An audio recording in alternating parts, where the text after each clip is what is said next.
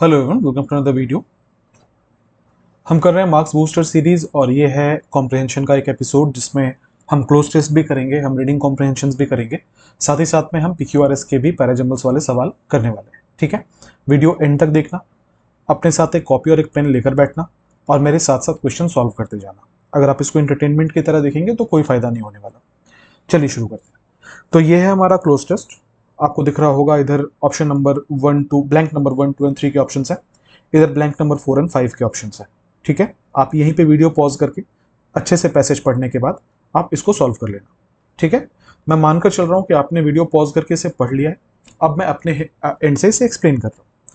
बार बार मैं कहता हूँ, फिर से बोलूंगा, हर बार जब आप क्लोज टेस्ट बनाते हो कोशिश करो कि इसे 2 बार पढ़ा जाए। पहली बार आप जब पढ़ो तो तब इसे इसके टोन को समझने के लिए, कंटेक्स्ट को समझने के लिए, मीनिंग को समझने के लिए, समरी को समझने के लिए उस हिसाब से पढ़ो। दूसरी बार जब पढ़ो तो आप ब्लैंक्स फिलअप करने के लिए पढ़ो। ठीक है, तो पहले एक बार समझते हैं पूरे पैसेज को। लिखा है the Nobel peace prize conceived by Alfred Nobel's vision of promoting harmony continues to evoke both admiration and controversy. लिखा है कि ये जो नोबेल पीस प्राइज है ना, जो कि एल्फ्रेड नोबल का विजन था कि वो इसके थ्रू क्या करेंगे कि भाईचारा बढ़ाएंगे, मतलब सारे कंट्रीज जो हैं उनके बीच में आपस में कोऑर्डिनेशन बढ़ाएंगे। ये आज भी इसकी प्रशंसा भी होती है और इस ये कंट्रोवर्सी से भी घिरा होता है। मतलब ये दोनों किस्म के इमोशंस को फेस करता है। ये एडमिरेशन भी फेस करता है और ये कंट्रोवर्सी भी फेस करता है। लोग तारीफ भी करते हैं, लोग बुराइयां भी करते हैं। While it honors individuals or organizations that strive to foster peace, many critics argue that the selection process is often dash। लिखा है कि जबकि ये जो इंडिविजुअल्स हैं उनको ये ऑनर करता है, या जो ऑर्गेनाइजेशंस हैं उनको ये ऑनर करता है, किनको? जो कि पीस को बढ़ावा देना चाहते हैं, जो कि शांति को बढ़ावा देना चाहते हैं। लेकिन यहाँ पे वाइल लिखा हुआ था ना, वाइल का इस्तेमाल आमतौर पर 2 कॉन्ट्रास्टिंग चीजों के लिए होता है। तो कह रहा है जहां एक तरफ ये शांति को बढ़ावा देने वाले जो कंट्रीज हैं या जो इंडिविजुअल्स हैं उनको ये पालता है, उनको ये सपोर्ट करता है। Many critics argue that the selection process is often dash. बहुत सारे ऐसे क्रिटिक्स हैं, आलोचक हैं, जिनका यह मानना है कि जो सिलेक्शन प्रोसेस है इस नोबेल पीस प्राइज का वो बहुत ज्यादा डैश है, shaped by geopolitical interest rather than pure humanitarian ideals। और ऐसा इसलिए क्योंकि लोगों का यह मानना है कि इसमें जियोपॉलिटिकल इंटरेस्ट का ज्यादा ध्यान रखा जाता है, न कि ह्यूमैनिटेरियन आइडियल्स का। मतलब ये जो जियोपॉलिटिकल चलता है ना कि अभी यूएसए है अगर, तो ये एक वर्ल्ड पावर है, तो ऐसे केस में जो नोबेल पीस प्राइज होगा वो यूएसए के किसी रिकॉग्नाइज्ड व्यक्ति को दे दिया जाए ताकि यूएसए खुश रहे। सिमिलरली ऐसे फ्रांस को दे दिया जाए, या कभी ऐसा हुआ कि रशिया को दे दिया जाए। तो ये जियोपॉलिटिकल इंटरेस्ट के ऊपर ये ज्यादा है, ना कि ह्यूमैनिटेरियन आइडियल्स के ऊपर, ऐसा क्रिटिक्स कहते हैं। The award, though symbolic, wields immense moral influence and can act as a powerful dash for change in conflict-ridden societies। लिखा हुआ है कि ये जो अवार्ड है ना, ये हालांकि है तो सिंबॉलिक, मतलब ऐसा नहीं है कि नोबेल पीस प्राइज किसी को मिला तो वो व्यक्ति साधु प्रूव हो गया।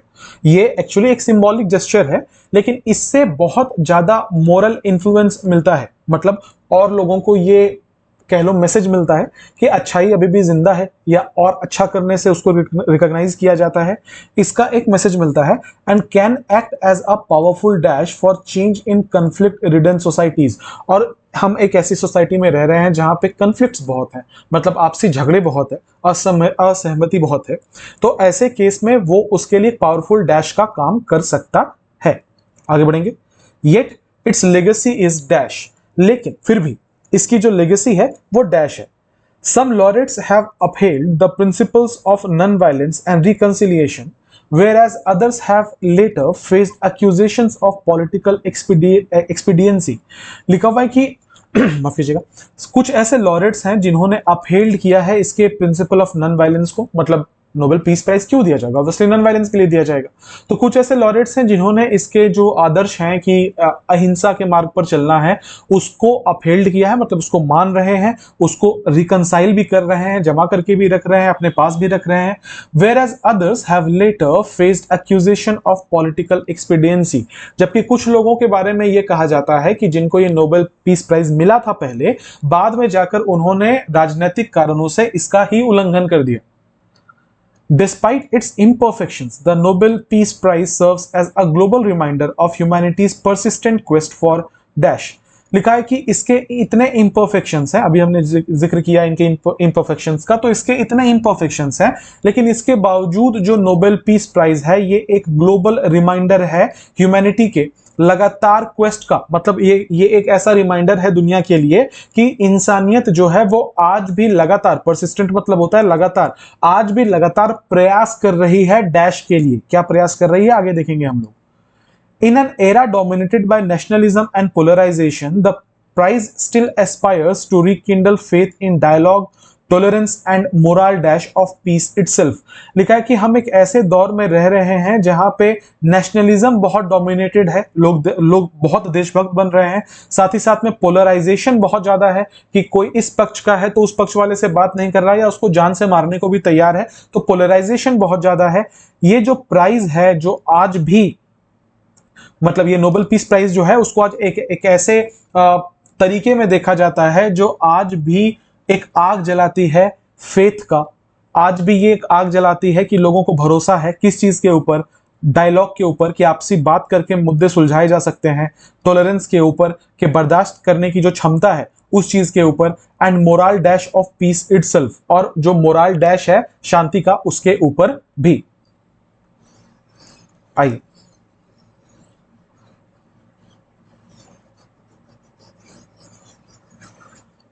तो भाई अब है क्या, ये पूरा पैसेज हमने पढ़ लिया है, ठीक है।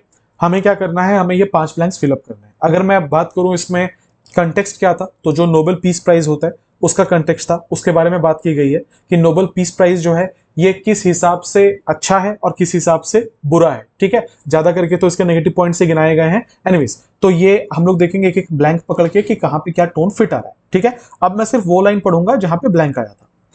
लिखा है कि while it honors individuals और organizations that strive और foster peace, जबकि ये ऑनर करता है वैसे इंडिविजुअल्स को या वैसे ऑर्गेनाइजेशंस को जो कि फॉस्टर करते हैं पीस को, many critics argue that the selection process is often dash। बहुत सारे ऐसे क्रिटिक्स हैं जो ये आर्ग्यू करते हैं कि नोबेल पीस प्राइज का जो सिलेक्शन है वो डैश है। अब आप मुझे बताना, हमने पूरा पैसेज पढ़ा, हमने कंटेक्स्ट समझा पैसेज का, यहां पे हमने आगे 2-3 लाइन ऐसा 2-3 दफा पढ़ा था कि जिनको पीस प्राइज दिया जाता है वो बाद में जाकर बदल जाते हैं। हमने पढ़ा कि नोबेल पीस प्राइज सही लोगों को नहीं दिया जाता। इस डायरेक्टली तो ये नहीं लिखा, पर इस तरीके का कि मैसेजेस सेंटेंस में आए थे। इसका मतलब क्या है, ये जो सिलेक्शन प्रोसेस है ये नोबेल प्राइज देने का, ये जस्टिफाइड होगा कि अनजस्टिफाइड होगा, ये सही होगा या गलत होगा, क्योंकि अगले ही लाइन में लिखा हुआ है कि ये शेप होता है, मतलब जो चॉइसेस किए जाते हैं उसमें जियोपॉलिटिकल इंटरेस्ट भी होता है rather than pure humanitarian ideals. ये इंसानियत के नाते नहीं दिया जाता, बहुत दफा जियोपॉलिटिकल इंटरेस्ट देखकर दिया जाता है। इसका मतलब जो सिलेक्शन प्रोसेस की बात हो रही है, सिलेक्शन प्रोसेस कैसा होना चाहिए, फेयर होना चाहिए कि अनफेयर होना चाहिए, तो भैया यहाँ पे तो कोई पॉजिटिव वर्ड आ नहीं सकता, यहाँ तो कौन सा वर्ड आएगा, नेगेटिव वर्ड आएगा। आइए ऑप्शन पे लिखा है पार्टीसन। पार्टीसन का मतलब होता है पक्षपाती, मैं आपका पक्ष ले रहा हूं क्योंकि आप मेरे भाई भतीजा लगते हो, ठीक है, ये वर्ड हो सकता है, नेगेटिव है। स्क्रैप्युलस, स्क्रैप्युलस का मतलब होता है कोई भी ऐसी चीज जो बहुत ऑनेस्ट हो, ऑनेस्ट हो, तो ये तो पॉजिटिव वर्ड है भाई। स्क्रैप्युलस कैसे हो सकता है, गलत है, हमें तो नेगेटिव वर्ड चाहिए। ट्रांसपेरेंट, अगर ट्रांसपेरेंट सिलेक्शन प्रोसेस होता तो फिर तो कोई परेशानी ही नहीं थी, सबको सब कुछ पता होता, गलत है ना। इम्पार्शियल, पार्शियल का मतलब होता है जब किसी के साथ आप कुछ भी पक्षपात करते हैं। इम्पार्शियल नेगेटिव होता है, जिसका मतलब होता है कि जब आपको चीजें मतलब बिल्कुल क्लियरली नजर आ रही है, बिल्कुल ट्रांसपेरेंट प्रोसेस है। तो ट्रांसपेरेंट प्रोसेस तो है नहीं है। आंसर कौन सा होगा, ऑप्शन नंबर ए, कि जब पक्षपात किया जाता है, जो तरीका है चुनने का बहुत पार्टीशन तरीका है, जिसका मतलब है कि बहुत ज्यादा पक्षपाती तरीका है। अगले ब्लैंक पर आते हैं। द अवार्ड दो सिंबॉलिक, जो अवार्ड है वो सिंबॉलिक है, विल्ड्स इमेंस मोरल इन्फ्लुएंस। उसके जो अवार्ड है हालांकि वो सिंबॉलिक है, लेकिन उसमें बहुत मोरल इन्फ्लुएंस मिलता है, and can act as a powerful dash for change in conflict ridden societies. अब दो बातों पे मेरे ध्यान देना। पहला ये कि एक तो ये बात कर रहा है कि ये चेंज लेकर आता है, ये जो अवार्ड है ये चेंज लेकर आता है उन एरियाज में जहां झगड़े चल रहे हैं। अच्छा, ये जो अवार्ड है ये चेंज लेकर आता है, इसका मतलब क्या है भाई, इसका मतलब ये है कि अवार्ड जरूर पॉजिटिवली बहुत पावरफुल होगा, पॉजिटिवली बहुत पावरफुल होगा।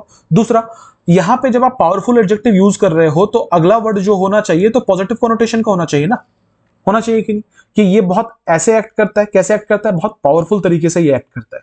इसका मतलब क्या है कि ये वाला जो वर्ड है यहाँ पे ये पॉजिटिव वर्ड आना चाहिए। आइए ऑप्शन पे आइए, हमें कोई पॉजिटिव वर्ड चाहिए। डेटरेंट का मतलब होता है जब कोई चीज आपको रोकती है, बाधा बनती है, तो यहां तो बाधा वाला कोई सेंस नहीं है, हम तो पॉजिटिव वर्ड ढूंढ रहे हैं। इम्पेडिमेंट का मतलब होता है जब आपको कुछ आगे बढ़ने में रोके, मतलब ये भी बाधा के सेंस में यूज किया जाता है, तो ये भी गलत है। अब दो ऑप्शन बच रहे हैं। ये कैटलिस्ट का काम करता है। कैटलिस्ट हम किसको बोलते हैं? जो किसी भी व्यक्ति का सपोर्ट करता है आगे बढ़ने में, उसको कैटलिस्ट कहा जाता है। तो कैटलिस्ट हो सकता है या फिर टूल हो सकता है। देखो, होने को तो टूल भी हो सकता है कि wields immense moral influence can act as a powerful tool for change. लेकिन आप खुद सोचो, अगर आपको टूल और कैटलिस्ट के बीच में अगर चूज करना हुआ तो कैटलिस्ट ज्यादा अच्छा ऑप्शन नहीं है। कैटलिस्ट हम किसको कहते हैं? जो किसी भी प्रोसेस में किसी की मदद करता है, उसको बेहतर बनाने में मदद करता है। तो यहां तो ज्यादा सटीक कैटलिस्ट बैठेगा। तो आंसर क्या होगा? कैटलिस्ट होना चाहिए। आगे बढ़े। लिखा है yet it's legacy is dash. अच्छा, येट हम लोग कहां यूज करते हैं? जहां पे हम लोग दो कॉन्ट्रास्टिंग चीजों को जोड़ने की कोशिश कर रहे हैं वहां पे येट यूज करते हैं। अभी हमने इस वाले लाइन में देखा था, इस प्रीवियस वाले लाइन में देखा था कि एक जो अवार्ड है वो बहुत कुछ बदल सकता है, बहुत पॉजिटिव इन्फ्लुएंस, बहुत पावरफुल इन्फ्लुएंस वो दे सकता है।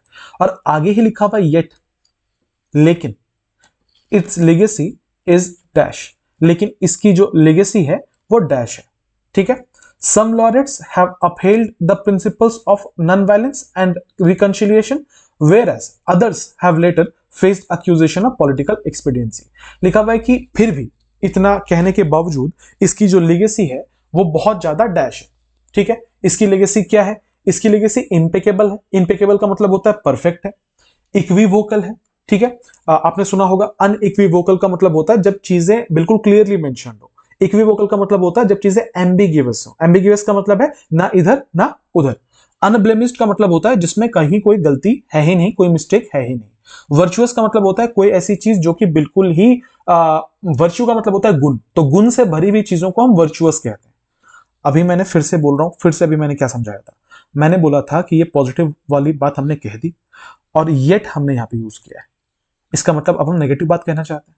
दूसरा, अगले ही लाइन में लिखा हुआ था कि कुछ ऐसे लॉरेट्स हैं जो कि इसमें गलत तरीके से उनको अवार्ड दिया जाता है, विच मीन्स वो अवार्ड मान लो दे रहे हैं नॉन वायलेंस के लिए, बाद में जाके वो वायलेंट हो जाते हैं। इसका मतलब यहां पे कोई नेगेटिव कॉनोटेशन का वर्ड आना चाहिए। इम्पेकेबल का मतलब होता है परफेक्ट। इसकी लेगेसी बिल्कुल परफेक्ट है, परफेक्ट नहीं है, गलत लोगों को भी दिया गया है। इक्विवोकल है, जिसका मतलब होता है कि कोई ऐसी चीज जो कि एम्बिगिवस है, इसमें डाउट है। ठीक है।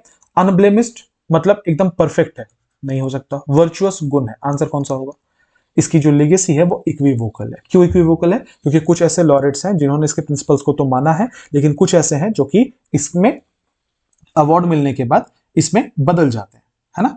आगे बढ़ते हैं। अरे यार, कहां चले गए?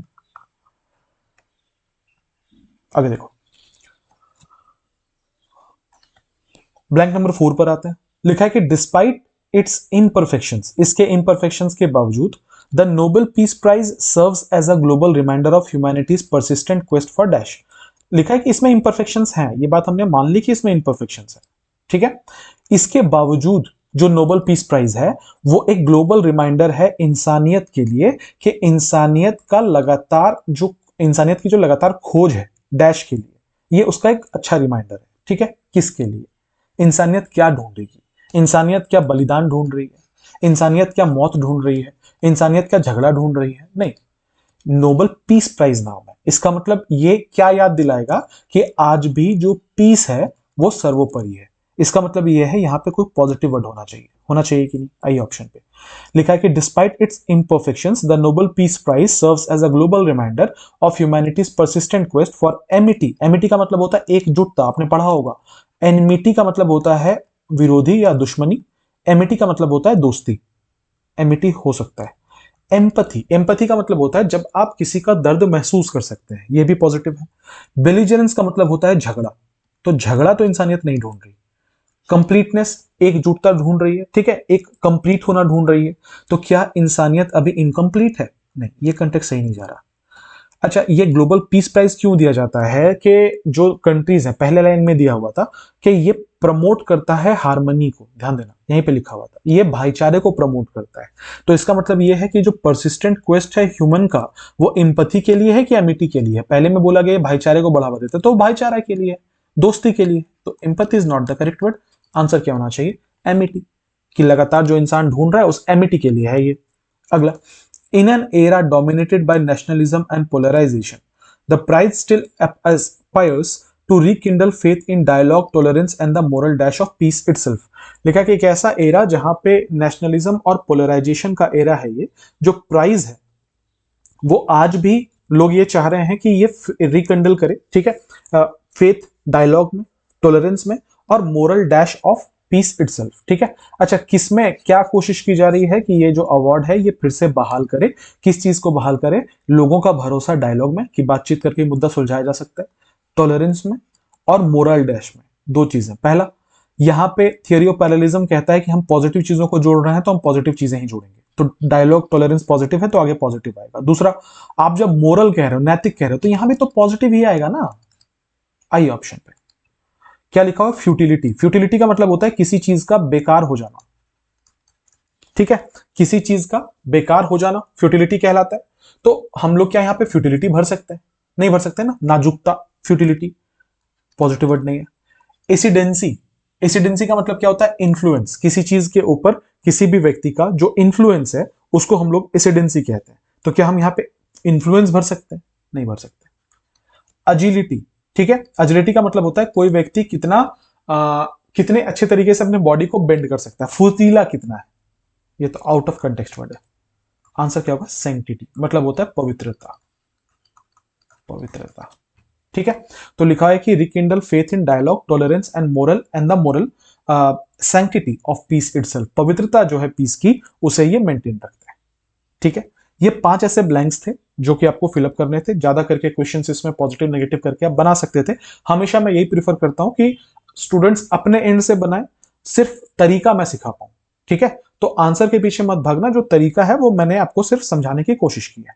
अब इसके पीछे बहुत सारे टफ वर्ड्स आए थे, इन सारे टफ वर्ड्स को शॉर्ट में मैंने अलग से एक्सप्लेन कर दिया है स्लाइड्स लगा के, देख लो एक बार। आप क्या करोगे, इस पीडीएफ को डाउनलोड करके इस सारे वर्ड का नोट्स बना लेना। इसमें से मैक्सिमम वर्ड, ये जितने वर्ड लिखे हैं सारे एसएससी के प्रीवियस ईयर है। यहां पे मैक्सिमम वर्ड आपको जो दिखेंगे वो सारे एसएससी के प्रीवियस ईयर है, तो बहुत इंपॉर्टेंट है ये। और चूंकि आप द हिंदू से जब भी आप पैसेज निकालोगे ना, तो वो एसएससी पॉइंट ऑफ व्यू से बड़े इंपॉर्टेंट होते हैं, क्योंकि एसएससी वहीं से सिनोनिम एंटोनिम वन वर्ड पूछती है। इसीलिए आपको ये सारे पीडीएफ अपने पास रखने चाहिए, ठीक है, नोट्स भी बनाना चाहिए। तो इसे डाउनलोड कर लेना। कहां से डाउनलोड करोगे? ऐप इंस्टॉल कर लेना, क्यूइंग नाम से ऐप है, वहां पे फ्री पीडीएफ के सेक्शन में जाना। फ्री पीडीएफ सेक्शन के पे जाके आपको मार्क्स बूस्टर सीरीज के नाम से एक सीरीज मिल जाएगी, ठीक है, जिसमें आपको पीडीएफ 1 2 3 4 या जो भी नाम से होगा वहां से आपको मिल जाएगा। आप जाके ये पीडीएफ वहां से डाउनलोड कर सकते हैं। आगे बढ़ते हैं, चलो अब आ गए हम लोग आरसी की तरफ, ठीक है। तो ये लंबा आरसी है, जैसा आजकल एग्जाम में जो पैटर्न पूछ रहा है या जो मेंस में एक्सपेक्टेड पैटर्न है, मैंने वही रखने की कोशिश की है। तो ये लंबा सा एक सवाल है, ठीक है। अब इसमें कुछ क्वेश्चंस हैं पैसेज के बाद। हम क्या करेंगे, पहले हम क्वेश्चंस पढ़ेंगे। बार बार मैं समझाता हूं कि आपको क्या करना चाहिए, पहले क्वेश्चंस पढ़ना चाहिए, फिर पैसेज पढ़ना चाहिए और फिर सोल्यूशन देखना चाहिए, ठीक है। उसके बाद आप एकदम एक्यूरेट तरीके से क्वेश्चंस को सॉल्व कर पाएंगे। तो पहले सवाल देख लेते हैं क्या है। लिखा है, according to the passage what is the root cause of disorganisation in Indian train services. Passage के हिसाब से रूट कॉज क्या है डिसऑर्गेनाइजेशन का इंडियन ट्रेन सर्विसेज में। मतलब ये जो इंडियन ट्रेन सर्विसेज हैं, ये जो बहुत खराब तरीके से चल रही हैं, उनका रूट कॉज क्या है। तो यहां पे आप एक ना कीवर्ड भी लिख लो, root cause of disorganization. Passage पढ़ते हुए हमें जहां भी मिलेगा हम समझ जाएंगे वो हमारा आंसर है। अगला है, find the word which is opposite in meaning of underlined word below. इस एक सेंटेंस दिया है जिसमें एक वर्ड यूज किया गया है क्रॉनिक। आपसे पूछा गया कि इसका कौन सा एंटोनिम होगा। आगे बढ़ेंगे, कंसिडर द फॉलोइंग स्टेटमेंट्स। ये 3 स्टेटमेंट दिए हुए हैं, आपसे पूछा गया इसमें से कौन सा करेक्ट है कौन सा इनकरेक्ट है, आपको वो ढूंढना है। अगला, व्हिच इन्फरेंस और inferences can reasonably be drawn from the passage. Passage से आप क्या इन्फर कर सकते हो, क्या मीनिंग समझ सकते हो। अगला है, which of the following best concludes the central argument of the passage. इनमें से कौन सा है जो कि पैसेज के सेंट्रल आर्ग्यूमेंट से बिल्कुल मैच करता है, राइट। मतलब हमने जो पैसेज में पढ़ा है, ये पैसेज में जो मीनिंग है वो क्या कन्वे करता है। तो देख लो एक बार, अगर हम देखें तो ये सारे 500 सवाल हैं। अब हम आएंगे पैसेज पे। एक डायरेक्ट सवाल पूछा गया है, रूट कॉज ऑफ डिसऑर्गेनाइजेशन, ठीक है, तो हम उसको ही आंसर करेंगे डायरेक्टली। बाकी हमें पूरा पैसेज पढ़ना पड़ेगा। देखते हैं पैसेज किसके बारे में क्या है। लिखा है कि few institutions mirror India's contradictions as vividly as its railways. कुछ ही ऐसे इंस्टीट्यूशंस हैं जो इंडिया के कॉन्ट्रडिक्शंस, मतलब जो विरोधाभास चीजें हैं, जो विपरीत चीजें हैं, उनको इतना क्लियरली बताती हैं जितना कि railways. Conceived as both symbol of national integration and vehicle of mobility, the Indian Railways carries not only passengers but expectations। जिसको माना जाता है कि क्या माना जाता है कि ये एक किस्म का नेशनल इंटीग्रेशन का सिंबल है ना, कि हम लोग रेलवे से जुड़े हुए हैं, पूरा भारत रेलवे से जुड़ा हुआ है, तो हम लोग एक नेशनल इंटीग्रेशन का इसको एक सिंबल मानते हैं। साथ ही साथ में ये हमारे लिए एक व्यवस्था है जिससे हम एक जगह से दूसरी जगह पे जा सकते हैं। इंडियन रेलवेज सिर्फ पैसेंजर्स कैरी नहीं करता बल्कि कई उम्मीदों को भी कैरी करता है। Yet beneath its grandeur lies a labyrinth of inefficiencies that expose the structural disorder of public administration। लिखा है कि लेकिन इसके ये जो महान एक सिस्टम है ना इंडिया का, ग्रैंडियर मतलब होता है बहुत मेजर, बहुत बड़ा, बहुत ह्यूज, है ना, बहुत रिस्पेक्टेबल। तो ये जो ग्रैंडियर है उसके नीचे एक बहुत बड़ा लेबिरिंथ है। लेबिरिंथ का मतलब होता है नेटवर्क, जाल, एक बहुत बड़ा जाल है इनएफिशिएंसीज का, जो कि एक्सपोज करता है स्ट्रक्चरल डिसऑर्डर इस पब्लिक एडमिनिस्ट्रेशन में। मतलब पहले लाइन में हमें यह बोला गया कि ये इसे देखते हैं हम एक ऐसे तरीके से कि ये कनेक्ट करता है पूरे भारत को, तो ये रेलवे के बारे में पॉजिटिव लाइन थी। अगले लाइन में बोला गया लेकिन ये जो जाल है, ये जो सिस्टम है ना, ये और कुछ नहीं, एक फेलियर इन एडमिनिस्ट्रेशन है। कैसे? Delays, overcrowding, unsanitary conditions and erratic scheduling have turned what was once the pride of national infrastructure into a parable of neglect. लिखा हुआ है कि लगातार डिले होना, बहुत ज्यादा भीड़ होना, बहुत गंदे कंडीशंस होने, और साथ ही साथ में इरेटिक शेड्यूलिंग, बहुत ही अजीब शेड्यूलिंग, ये सारी चीजें जो है ये इस नेशनल प्राइड को, जिस चीज के ऊपर हमें घमंड होना चाहिए, उसको हम लोग एक पैरेबल ऑफ नेग्लेक्ट बनाकर इसने छोड़ दिया है। मतलब एक मजाक की वस्तु बना के छोड़ दिया है। ठीक है, मतलब वो दिखता है कि इसे कितना नेग्लेक्ट किया जा रहा है। The unorganized state of train services cannot be attributed merely to scale। लिखा है ये जो अनऑर्गेनाइज्ड स्टेट है ना ट्रेन का, ये सिर्फ ऐसा नहीं है कि हम इसको ये रीजन पे बोल दें, इसके ऊपर मतलब नारियल फोड़ दें हम इसके सर पे कि भैया ये तो बहुत मेजर चीज है। कहने का मतलब है ये पूरे भारत में फैला हुआ है और इतनी ट्रेन्स हैं, इतने सर्विसेज हैं ट्रेन से रिलेटेड कि उनको कंट्रोल करना मुश्किल है। हम सिर्फ उस पर ठीकरा नहीं फोड़ सकते इस अनऑर्गेनाइज्ड स्टेट का, और भी बहुत सारे रीजंस हैं। क्या रीजन है? उनमें से एक रीजन यहां लिखा है कि it stems from a chronic tension between expansion and efficiency. ये एक टेंशन की वजह से पैदा होता है। क्या पैदा होता है कि जो क्रॉनिक टेंशन है, क्रॉनिक का मतलब होता है कोई ऐसी चीज जो लगातार लंबे समय तक चले, तो एक लंबे समय से जो टेंशन चलता आ रहा है एक्सपेंशन और एफिशिएंसी के बीच में, देखो दो चीजें होती हैं, या तो मैं हफ्ते में 6 वीडियोस डालने लगूं, है ना, और 10-12 पेड कोर्स लॉन्च कर दूं, ये एक्सपेंशन होगा मेरा, है ना। लेकिन मैं 2 वीडियो डालूं पर बहुत ढंग के डालूं, उनके ऊपर मैं मेहनत करूं, अपने क्राफ्ट पे मेहनत करूं, आपको जो चाहिए मैं वही प्रोवाइड करूं, ये एफिशिएंसी है। कि ये नंबर ड्रिवन नहीं है। ऐसा जरूरी नहीं है भाई कि मैं ज्यादा करूंगा तो ही चीजें सक्सेसफुल होंगी, हो सकता है मैं कम करूं पर सलीके से करूं। तो ये जो टेंशन है कि ज्यादा ट्रेनें रखनी है या ट्रेन कम रहे और वो ट्रेन ढंग से चले, इसके बीच का जो टेंशन है ना, इसके ऊपर भी बहुत बड़ा रीजन जाता है। ठीक है, एक सवाल हमसे पूछा गया था इफ यू रिमेंबर कि क्या है इनमें से जो कि मतलब रूट कॉज है, राइट। आइए तो जब लिखा था according to what is the root cause of disorganization, हमें रूट कॉज मिल चुका है। आइए, excessive dependence on private contractors, ये तो नहीं है। Poor digital infrastructure and low computer literacy, digital infrastructure कम है, मतलब ये कम टेक्नोलॉजी से जुड़ा हुआ है। साथ ही साथ में जो ट्रेन के टिकट करने वाले लोग हैं, जो सफर करने वाले लोग हैं, वो लोग कम जानते हैं, मतलब कम लिटरेसी उनकी कम है, कम पढ़े लिखे नहीं, ये तो रीजन नहीं है। Chronic tension between expansion and efficiency in administration, मिल गया आंसर, डायरेक्टली पूछा गया था। आइए, ambitious projects are announced with fanfare but maintenance and modernization lag behind।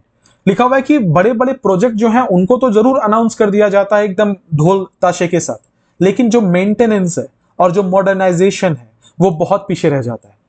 Tracks are congested, stations outdated and manpower unevenly distributed. लिखा हुआ है tracks जो है वो बिल्कुल कंजेस्टेड है, भरे हुए हैं, स्टेशन जो है वो बहुत ज्यादा आउटडेटेड है, ठीक है। साथ ही साथ में जो मैन पावर है बहुत अनइवनली डिस्ट्रीब्यूटेड है, जहां ज्यादा लोगों की जरूरत है वहां कम लोग हैं, जहां कम लोगों की जरूरत है वहां ज्यादा दिए हुए हैं। The result is a system where punctuality is a matter of luck, safety and afterthought and passenger comfort a privilege rather than a right. लिखा हुआ है कि इसका परिणाम ये हो रहा है कि हम एक ऐसे सिस्टम में हैं जहां पे अगर ट्रेन टाइम से आ जाए और ट्रेन टाइम से पहुंच जाए तो ये किस्मत की बात होती है, ठीक है। सेफ्टी का ध्यान सबसे आखिरी में रखा जाता है, मतलब ये तो बिल्कुल भाई बहुत हार्श फैक्ट है कि सेफ्टी तो बिल्कुल भी नहीं देखी जाती। और साथ ही साथ में जो पैसेंजर का जो कंफर्ट है वो एक प्रिविलेज है, मतलब अगर आपको कंफर्टेबली लेके जाया जा रहा है तो आपको वाहवाही करनी चाहिए कि वाह बहुत कंफर्टेबल ट्रेन है, क्योंकि आप पैसे देके भी अनकंफर्टेबल तरीके से ट्रेवल करने के लिए ही बने हुए हो।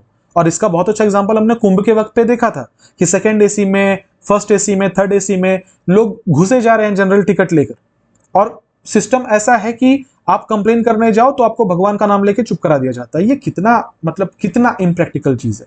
भगवान को हर कोई मानता है, लेकिन अगर मैंने कुछ पैसे दिए हैं किसी सर्विसेज के लिए तो आप उसके बदले मुझे सर्विसेज दोगे ना भाई।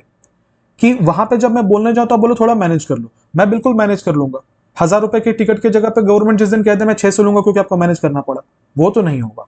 एक तो आप 1,000 रुपए टिकट लोगे, उसके ऊपर से 4 सरचार्ज लगाओगे, उसके बाद कैंसिलेशन अगर मैं करूंगा तो उसका अलग से आप पैसा काटोगे। मतलब हर तरफ से आपकी विन विन है कि आपको पैसे भी चाहिए दबा के और आपको सुविधा भी नहीं देना है। तो यहाँ तो चित भी मेरी पट भी मेरे वाला हिसाब चल रहा है।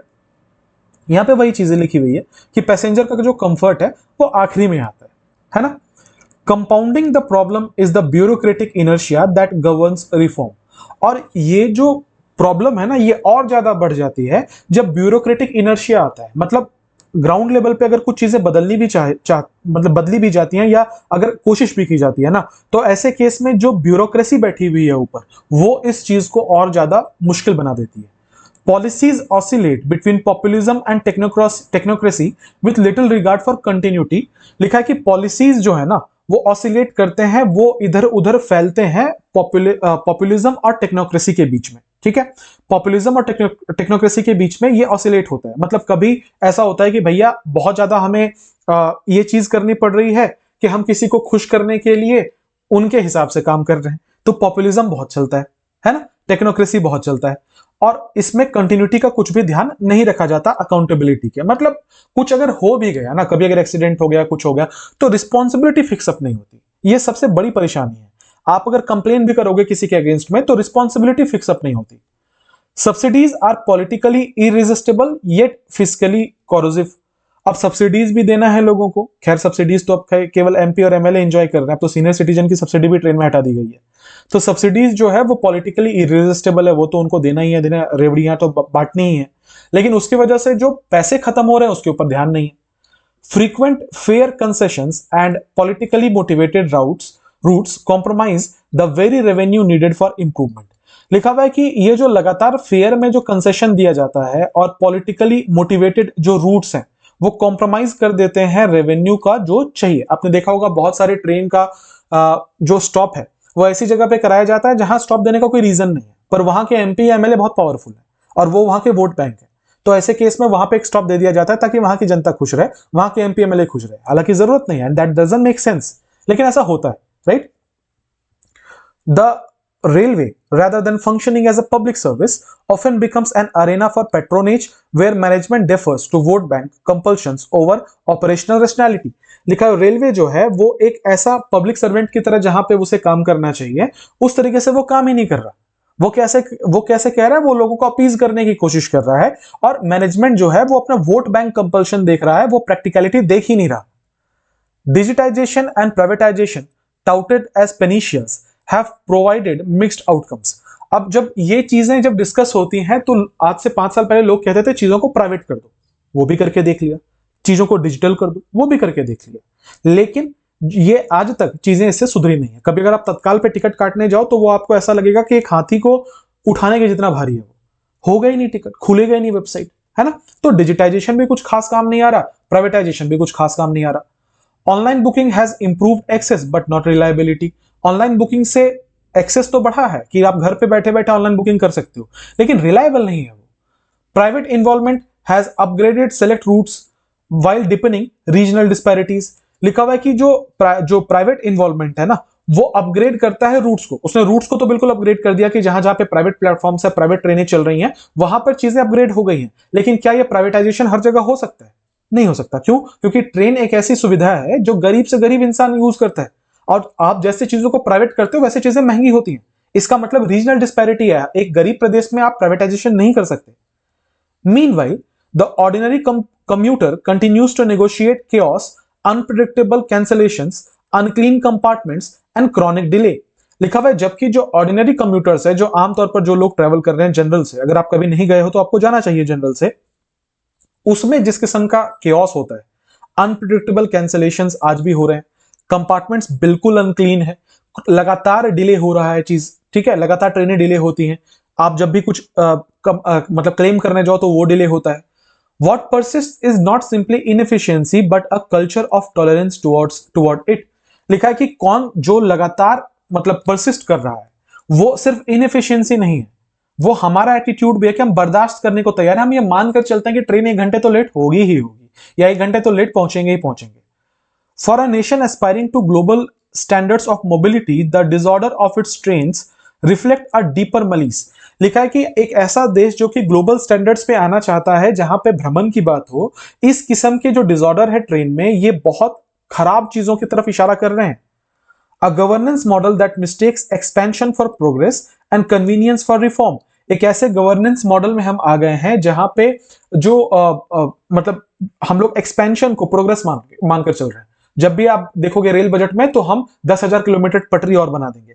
अरे जो बना हुआ है पहले उसको तो ठीक करो, और जो रिफॉर्म है उसको हम लोग कन्वीनियंस मान लेते हैं कि जो पहले सरकार ने गलत किया था उसके बाद सरकार ही उसे ठीक करती है, और हम कहते हैं वाह कितना मेजर रिफॉर्म है। अरे गलत भी तो आपने ही किया था।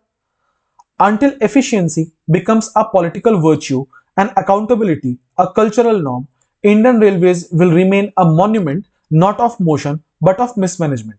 लिखा है कि जब तक efficiency जो है वो एक political virtue नहीं बन जाती, कि जितने भी राजनीतिक दल हैं, राजनीतिक लोग हैं, राजनीति से जुड़े लोग हैं, उनके अंदर जब तक ये फीलिंग नहीं आ जाती कि अगर मैंने गलती की है तो मैं उसके लिए जिम्मेदार हूं, अकाउंटेबिलिटी आनी चाहिए कि अगर गलती हुई है तो किसकी जिम्मेदारी है, इंडियन रेलवेज जो है वो कभी भी एक मॉन्यूमेंट नहीं बन पाएगा। ठीक है, एक मिसमैनेजमेंट का मॉन्यूमेंट बन के रह जाएगा। मतलब लोग अगर गलतियों का एग्जांपल देंगे तो रेलवेज का एग्जांपल देंगे।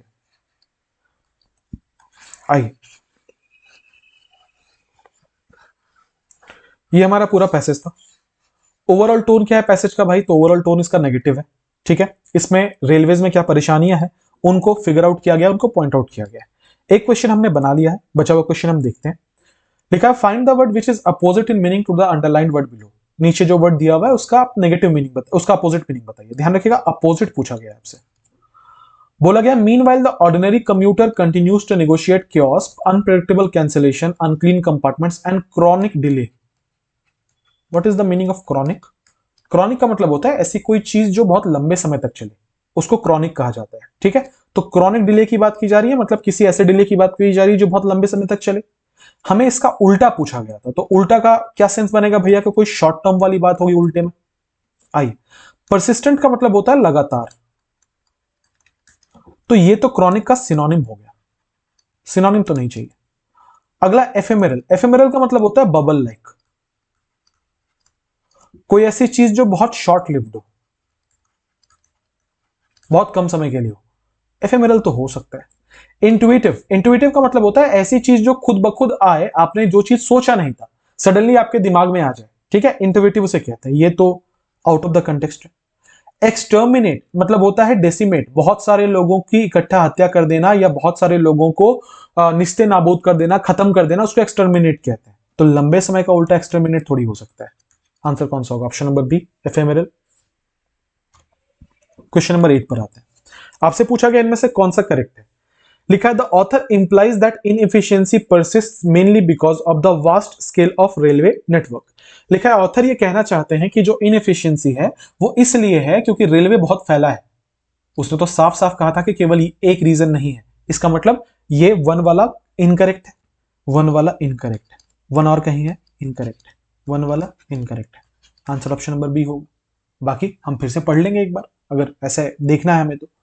लिखा है political populism often overrides professional management and fiscal discipline. लिखा हुआ है कि ये जो पॉलिटिकल राजनीतिक तौर पर जो पॉपुलिज्म है ना, लोगों को खुश करने की जो कोशिश है, ये अक्सर प्रोफेशनल मैनेजमेंट और पैसे से रिलेटेड जो डिसिप्लिन है उसको खत्म कर देती है। ये बात तो बिल्कुल ठीक है। अभी हमने पढ़ा था रेबड़ियां बांटते हैं। Privatisation has reduced regional inequality, नहीं, प्राइवेटाइजेशन ने रीजनल इनइक्वालिटी को घटाया नहीं है, उनको बढ़ाया है, तो ये भी गलत है ना। आंसर कौन सा होगा? Option number 2 only. आगे बढ़ेंगे। विच इन्फरेंस और inferences can be reasonably be drawn from the passage. Passage हमने पूरा पढ़ा, क्या मीनिंग हम निकाल पाए हैं इसका? पहला, the culture of tolerating inefficiency perpetuates institutional disorder. लिखा हुआ है कि ये जो कल्चर है कि हम इनएफिशिएंसीज को बहुत आराम से बर्दाश्त कर लेते हैं, हम इनएफिशिएंसीज को बहुत अच्छे तरीके से हैंडल कर लेते हैं कि कोई बात नहीं, चलता 1 ही घंटा तो ट्रेन लेट हुआ है। ये एक इंस्टीट्यूशनल डिसऑर्डर को परपेचुएट करती है, ये एक इंस्टीट्यूशनल डिसऑर्डर को फैलाती है। मतलब ये है कि हम चूंकि बर्दाश्त कर रहे हैं, इस वजह से खामियां और फैल रही हैं। ये बात तो बिल्कुल ठीक है, तो 1 तो करेक्ट है भाई। True reform requires a shift from political symbolism to administrative integrity। अगर असल मायने में रिफॉर्म लेकर आना है तो जो पॉलिटिकल सिंबोलिज्म है ना, राजनीतिक कारणों से चीजें जो हम लोग करते हैं या जो नेता हमारे करते हैं, उसे खत्म करके एडमिनिस्ट्रेटिव इंटेग्रिटी हमें लानी पड़ेगी कि हम अपने काम में ईमानदार रहें। तो 2 भी करेक्ट है। Technological modernization alone can not solve systematic inefficiency. अगर हम टेक्नोलॉजी को और पुख्ता कर देते हैं तो ऐसे केस में सिस्टमेटिक इनएफिशिएंसी जो है वो ठीक हो जाएगी। अकेले ऐसा करने से होगा क्या? नहीं होगा। इसका मतलब ये जो 3 है ये वाला भी करेक्ट है। यहां पे साफ साफ लिखा हुआ था कैन नॉट सॉल्व, कि टेक्नोलॉजिकल मॉडर्नाइजेशन जो है, टेक्नोलॉजिकल मॉडर्नाइजेशन ये अकेले सॉल्व नहीं कर सकता। ये तो 3 भी करेक्ट है, तो 1 2 3 तीनों करेक्ट है। आंसर कौन सा होगा? Option number D. आगे बढ़ेंगे। Which of the following best concludes the central argument of the passage? Passage का सेंट्रल आर्ग्यूमेंट इनमें से कौन सा है? A. The expansion of railway routes has significantly improved service quality and commuter satisfaction। ये जो एक्सपेंशन है रेलवे रूट का, इसने बहुत ज्यादा इंप्रूव किया है सर्विस क्वालिटी को और कम्यूटर सेटिस्फैक्शन को। क्या एक्सपेंशन ने केवल इंप्रूव किया है? नहीं ना, ये गलत है। और अभी तक जो कंज्यूमर वो तो सेटिस्फाई हुआ ही नहीं है। बी में, The Indian Railways crisis is not technological but cultural, rooted in misplaced priorities and weak accountability। Railway की जो परेशानी है वो टेक्नोलॉजिकल परेशानी नहीं है, कल्चरल परेशानी है। इसीलिए क्योंकि ये जो प्रायोरिटीज हैं लोगों के वो बहुत ज्यादा मिसप्लेस्ड है, गलत जगह लोगों की प्रायोरिटी है और बहुत खराब अकाउंटेबिलिटी है। ये बात भी बिल्कुल ठीक है, तो ये वाला तो करेक्ट है भाई। अगला, privatization of select routes, train routes will permanently eliminate inefficiency. नहीं, ऐसा कुछ नहीं होगा। प्राइवेटाइजेशन से हमेशा इनएफिशिएंसी खत्म हो जाएगी, ये कोई बात नहीं है। डी में, populist subsidies and fair reductions have enhanced fiscal stability. लिखा है कि जो पॉपुलिस्ट सब्सिडीज जो प्रोवाइड कर रहे हैं नेता हमारे, उससे हमारा जो पैसे को लेके जो चिंता है वो खत्म हो गई है। नहीं, गलत है। आंसर कौन सा होगा? ऑप्शन नंबर बी होगा। क्लियर है? ये 5 सवाल हमने किए, बढ़िया पैसेज था, आसान पैसेज था। अब जो इसमें टफ वर्ड्स आए थे उसको यहाँ पे हमने एक एक्स्ट्रा स्लाइड बना के लिख दिया है। आप पीडीएफ डाउनलोड करके यहाँ से सारे वर्ड पढ़ लेना। अगर मैं आपको दिखा दूं तो ये एक पीवाईक्यू है, ये पीवाईक्यू है, ये पीवाईक्यू है, पीवाईक्यू है, पीवाईक्यू है, पीवाईक्यू है, पीवाईक्यू है। इसमें से इतने सारे वर्ड्स जो है वो मुझे याद आ रहे हैं साफ साफ कि ये प्रीवियस ईयर क्वेश्चन। तो जब भी एक्स्ट्रा स्लाइड लगता है आप उसे डाउनलोड जरूर कर लो, अपने नोट जरूर बना लो। इसी में से कोई सिनोनिम में आ जाएगा, कोई वन वर्ड में आ जाएगा और आप परेशान हो जाओगे कि नया सवाल पूछ दिया। ओके, एक इंपॉर्टेंट इंफॉर्मेशन, अगर आप में से कोई मेंस बैच के लिए पढ़ रहा है ये वीडियोस, अगर आप मेंस पॉइंट ऑफ व्यू से देख रहे हो और आपको ऐसा लग रहा है कि मेरी पढ़ाई आपके समझ में आती है, मेरी पढ़ाई से आपको हेल्प मिल रही है और आप मेरे एक पेड कोर्स में एनरोल करना चाहते हो मेंस के लिए, तो आप इस बैच को कंसिडर कर सकते हो। ये मेंस 2025 के लिए मैंने एक रिकॉर्डेड बैच स्टार्ट किया है। बैच में ग्रामर भी है, वोकैब भी है, कॉम्प्रिहेंशन भी है और मॉक भी है। ठीक है, डिस्काउंटेड प्राइस है 599, जो कि फर्स्ट 1000 एनरोलमेंट्स को मिले। 1000 जो शुरुआती बच्चे जो एनरोल करेंगे उनको ये डिस्काउंट मिलेगा। ठीक है, अगर आप ऐप पे जाना, कोर्स परचेज पे जाना, अगर ये डिस्काउंट लग रहा होगा तो समझ जाना अभी 1000 बच्चे नहीं हुए। जिस मोमेंट 1000 बच्चे होंगे ये ऑटोमेटिकली बंद हो जाएगा। ठीक है, अब मुझे नहीं पता अभी तक कितने हुए हैं, पर अगर 1000 हो गए होंगे जब तक आप ये वीडियो देख रहे हो तो ये डिस्काउंट नहीं मिल पाएगा। अगर 1000 नहीं हुएंगे तो ये डिस्काउंट आपको मिल जाएगा। ठीक है, इससे रिलेटेड मैंने एक डेडिकेटेड वीडियो बनाया है, जिस वीडियो में मैंने इससे रिलेटेड सारी बातें बताई है। 12-13 मिनट का वीडियो है, डिस्क्रिप्शन में आपको उस वीडियो का लिंक मिल जाएगा। पहले आप वो वीडियो देख लेना, उसमें सारी चीजें मैंने बताई हैं, क्या मिलेगा क्या नहीं मिलेगा, कैसे अपलोड होगा, सब कुछ। उसके बाद आप कोर्स परचेज करना, बिना वीडियो देखे कोर्स परचेज मत करना, रिफंड नहीं है कोर्स में। बाद में आप परेशान होते हो, परेशान करते हो कि ये नहीं था, वो नहीं था, मैंने ये सोचा था, मुझे ये मिला। ठीक है, इसलिए वीडियो में मैंने क्लियरली सब कुछ बता दिया है, क्या होगा कैसे होगा देख लेना, उसके बाद आप जो है वो कोर्स परचेज कर। ऐप की लिंक, सारी लिंक, टेलीग्राम की लिंक, सब कुछ आपको डिस्क्रिप्शन में मिल जाए। चलिए, हमने क्लोज टेस्ट कर लिया, हमने रीडिंग कॉम्प्रिहेंशन कर लिया, अब हम आते हैं पैरा जंबल्स की तरफ। ये PQRS का सवाल है, एक बार पढ़ लूं, मैं जरा पानी पी लूं तब तक।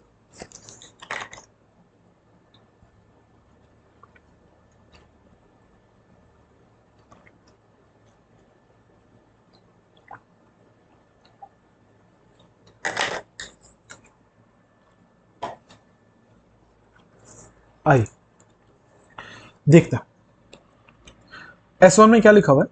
Rural postal life insurance was started in 1995। जो रूरल पोस्टल लाइफ इंश्योरेंस है ये 1995 में शुरू हुआ था। ये वाला अपनी जगह पे फिक्स्ड है, S1 अपनी जगह पे फिक्स्ड है। Therefore, various schemes of PLI and RPLI are very popular amongst digital clients। ये वाला भी अपनी जगह पे फिक्स्ड है। ठीक है, ये पहला होगा एलिमेंट, ये आखिरी होगा एलिमेंट, बीच के जो चार है उसे हमें अरेंज करना है। तो क्या लिखा हुआ था, रूरल पोस्टल लाइफ इंश्योरेंस जो है ये 1995 में स्टार्ट किया गया था। इसीलिए जो वेरियस स्कीम्स है, डिफरेंट स्कीम्स है PLI के और RPLI के, ये बहुत पॉपुलर हैं एलिजिबल क्लाइंट्स के बीच में। ये आखिरी स्टेटमेंट है। P पे आइए।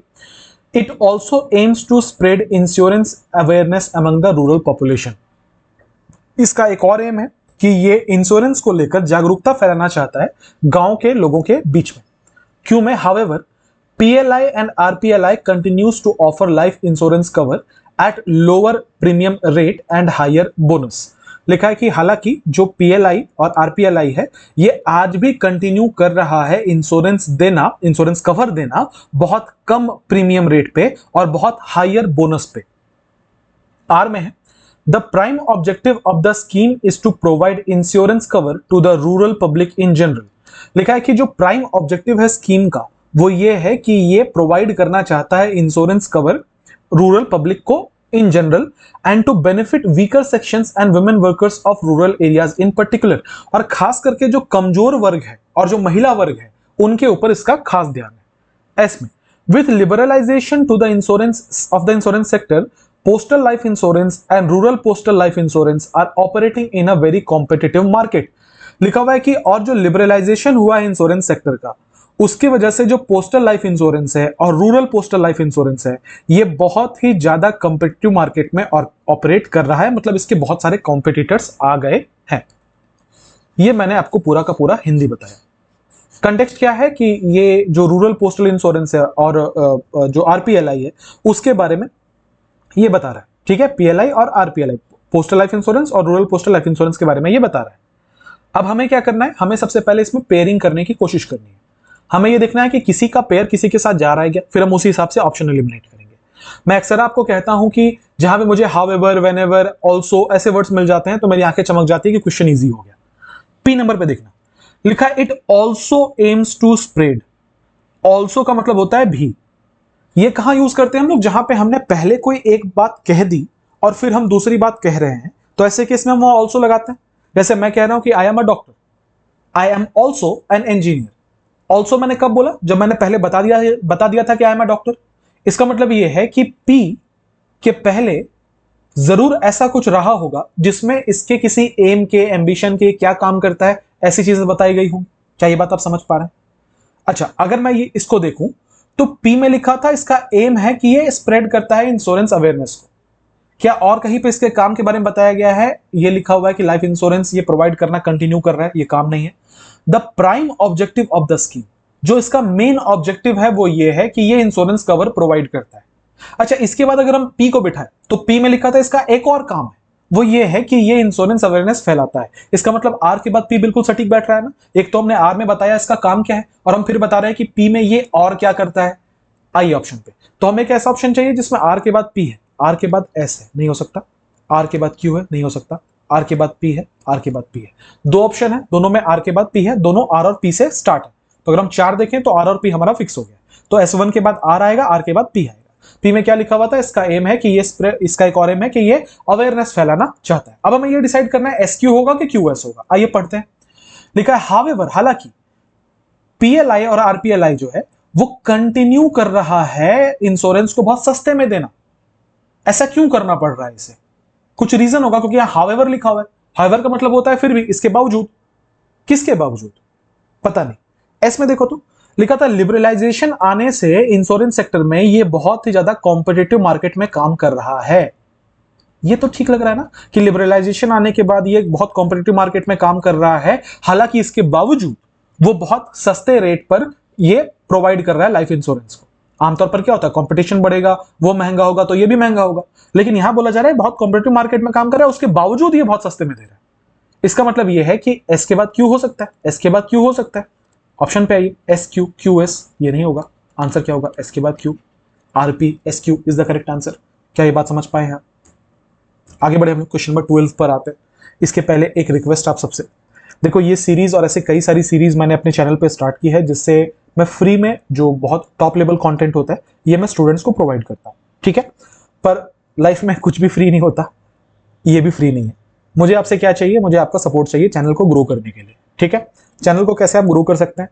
पहले तो अगर आपने अभी तक सब्सक्राइब नहीं किया है तो प्लीज सब्सक्राइब कर लो, क्योंकि ऐसे बहुत सारे कंटेंट लाने के लिए मुझे जो मोटिवेशन मिलता है वो आपके सपोर्ट से ही मिलता है।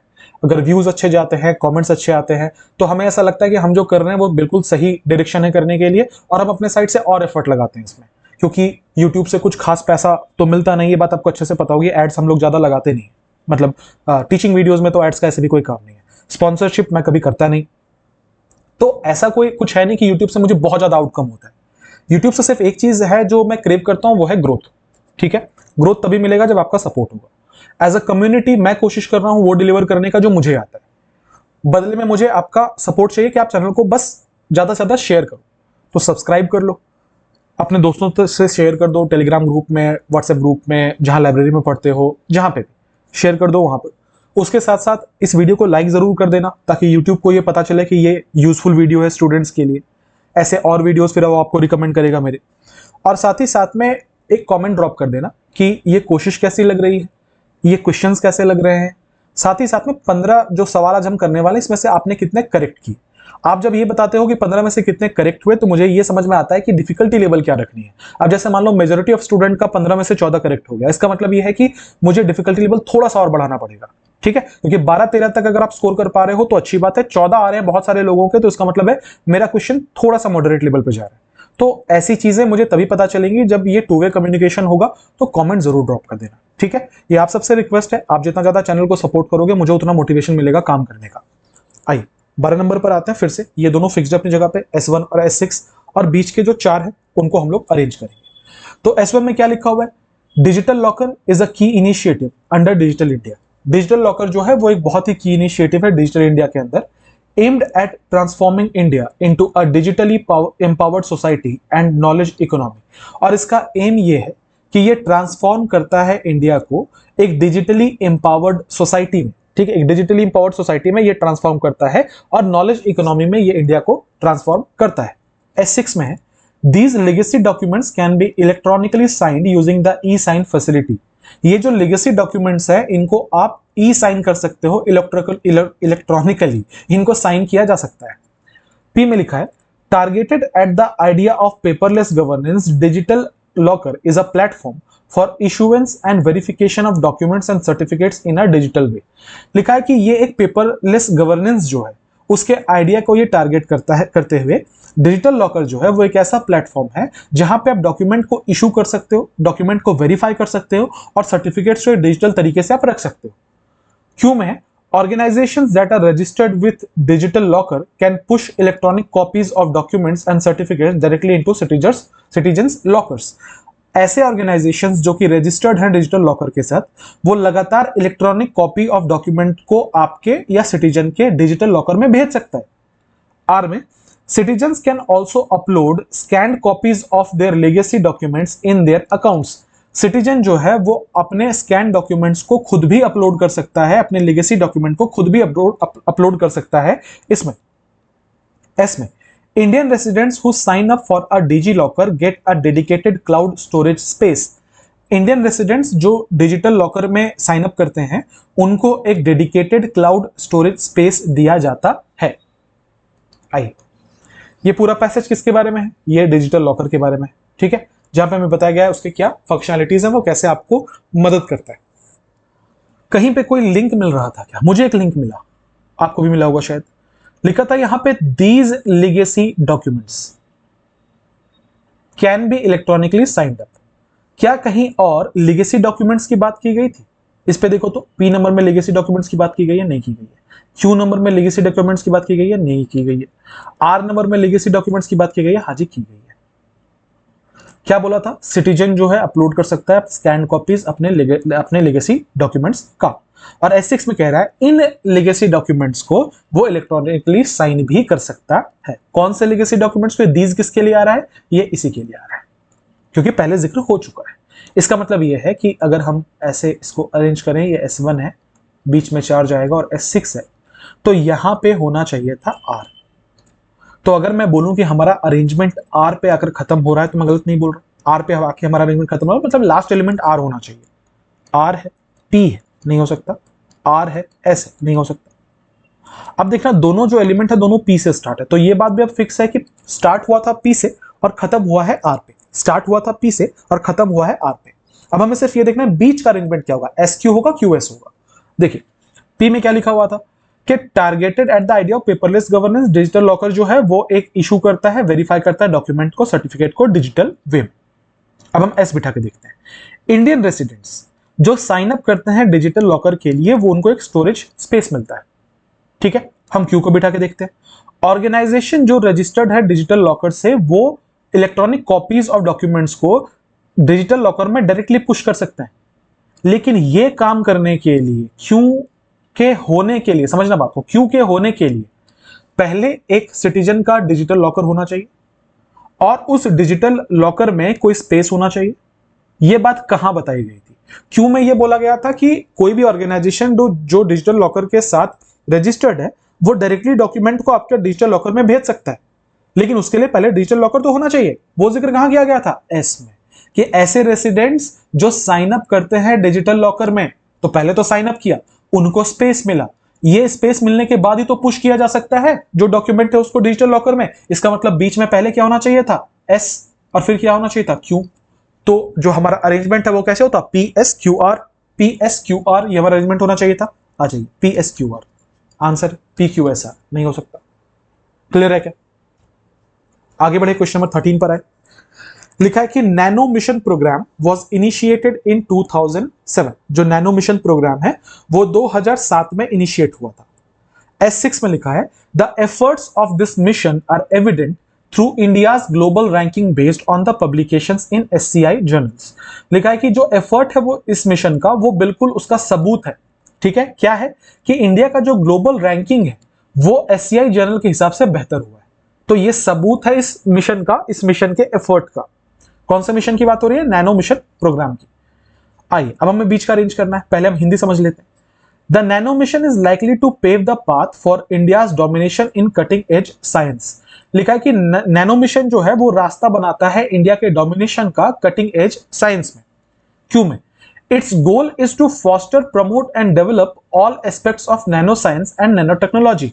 इसका जो गोल है वो ये है कि ये बढ़ावा दे, प्रमोट करे, डेवलप करे जितने भी किस्म के एस्पेक्ट हैं नैनो साइंस और नैनो टेक्नोलॉजी के, उनको। आर में है this is an umbrella programme which promotes basic research and focuses on nano technology adaptation and transfer to industry for use by masses. ये एक अम्ब्रेला प्रोग्राम है। Umbrella programme का मतलब होता है ये बहुत बड़ा प्रोग्राम है एक ही नाम के अंदर। तो ये एक अम्ब्रेला प्रोग्राम है जो कि प्रमोट करता है बेसिक रिसर्च को और फोकस करता है नैनो टेक्नोलॉजी के अडेप्टेशन, नैनो टेक्नोलॉजी के अडेप्टेशन में ये फोकस करता है, और transfer to industry for use by masses. और ये जो ट्रांसफर है इंडस्ट्री का मासेस के लिए, वो इस पे फोकस करता है। एस में है the support under this extends to create skilled human resources. जो सपोर्ट है इसके अंदर वो ह्यूमन रिसोर्सेस को मतलब ह्यूमन रिसोर्सेस के स्किल को क्रिएट करने के ऊपर ज्यादा फोकस करता है। Projects related to nano science and nano technology and building infrastructure of nano SNT labs at several institutes spread across the India.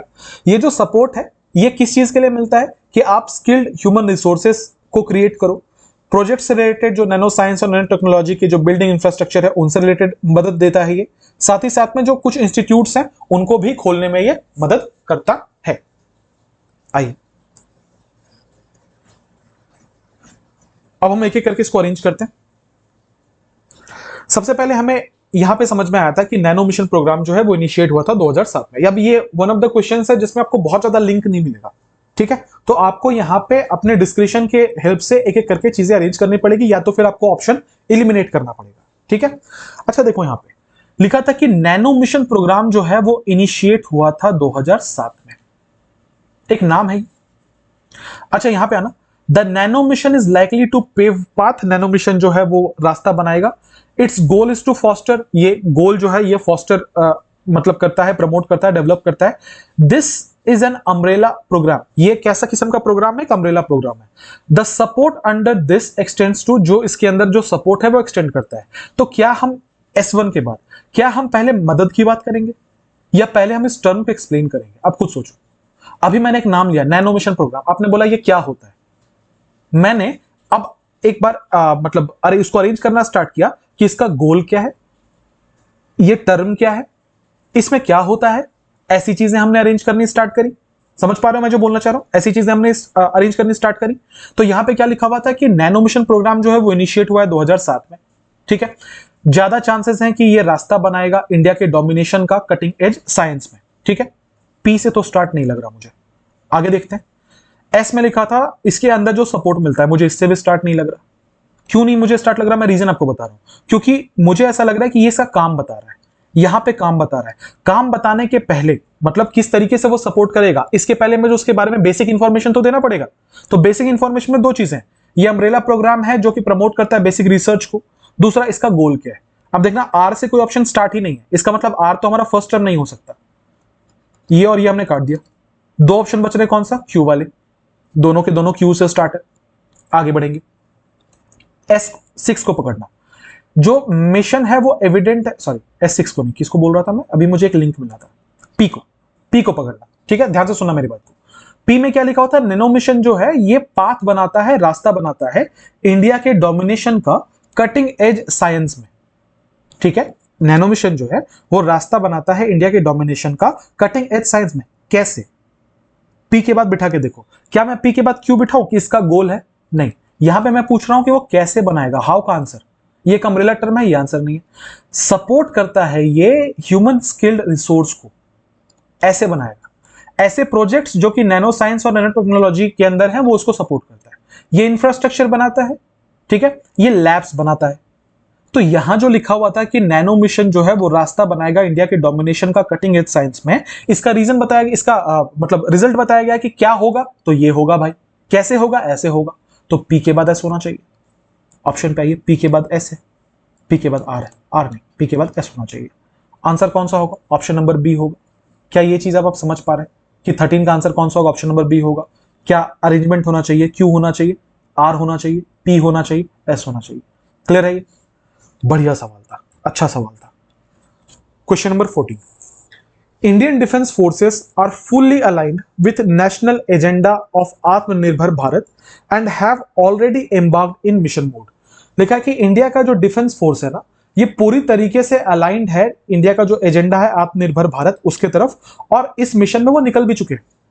S6 में as a result the Indian defense industry will be apprised about the anticipated requirements of the armed forces and is thus better prepared to realize its goal। इसके परिणाम स्वरूप जो Indian defence industry है उसे information मिल जाएगा, उसे inform कर दिया जाएगा किसके बारे में? एंटिसिपेटेड रिक्वायरमेंट के बारे में। अंदाजन क्या क्या रिक्वायरमेंट है उसके बारे में, आर्म्ड फोर्सेस की क्या क्या रिक्वायरमेंट है, ताकि वो बेटर तरीके से प्रिपेयर्ड रहे। पी में लिखा हुआ है This will provide opportunity to the Indian industry to harness their potential and build an ecosystem which can sustain itself by being responsive to the needs of the defense forces।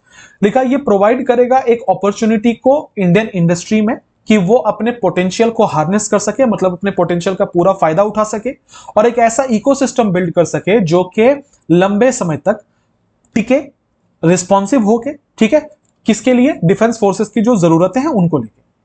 To positive indigenisation list. Indigenous का मतलब होता है जो चीज यहीं बनकर पैदा हो रही है, ठीक है, बाहर से इंपोर्ट नहीं किया जा रहा जिनको। तो लिखा है कि two positive indigenisation list comprising 101 and 108 items respectively have been issued. दो पॉजिटिव इंडिजेनाइजेशन लिस्ट जो है वो मिला है, जिसके अंदर 101 और 108 आइटम्स बताए गए हैं जो जिसकी जरूरत है। Projects fielded are aimed to encourage indigenisation of defence technologies and reduce dependence on import. जो प्रोजेक्ट फील्ड इसके अंदर हो रहा है ना, उसका एम ये है कि ये भारत में बनाई गई चीजों का इस्तेमाल ज्यादा करे डिफेंस टेक्नोलॉजीज में, और ये बाहर के कंट्रीज के ऊपर डिपेंडेंस जो है उसको खत्म करे। The list intend to implement ban on import of these items in a staggered manner up to 2025 and promote indigenous production। ये लिस्ट जो है इसकी वो ये इंटेंड करता है, मतलब वो चाहता ये है कि बैन हो जाए। क्या बैन हो जाए?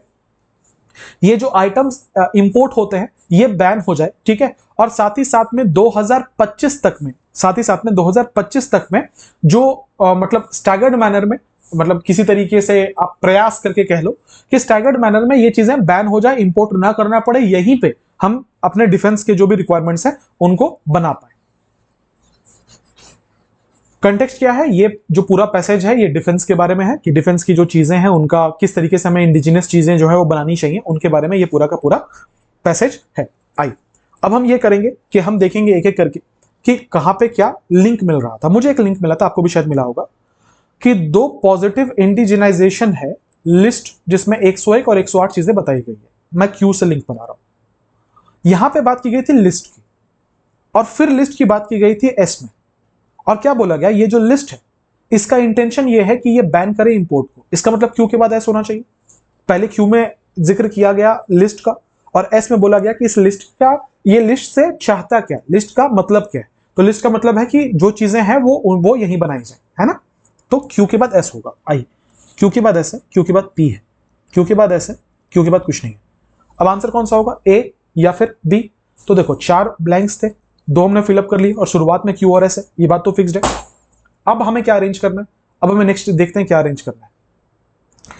लिखा हुआ है यहां पे देखना S6 में, परिणाम स्वरूप जो इंडियन डिफेंस इंडस्ट्री है उसे इंफॉर्म किया जाएगा एंटिसिपेटेड रिक्वायरमेंट के बारे में आर्म्ड फोर्सेस के, ठीक है। ये एज अ रिजल्ट किसके लिए आ रहा है? मतलब मैं ये पूछना चाह रहा हूं कि एंड हम किससे कर सकते हैं।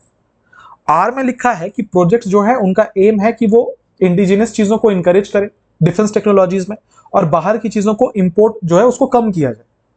या फिर हम पी से खत्म करें कि एक अपॉर्चुनिटी मिलेगा इंडियन इंडस्ट्री को कि वो हार्नेस करे अपने पोटेंशियल को, और एक ऐसा इकोसिस्टम बनाए जिसमें वो बहुत लंबे समय तक डिफेंस फोर्सेस के जो भी रिक्वायरमेंट्स है उनको फुलफिल कर पाए।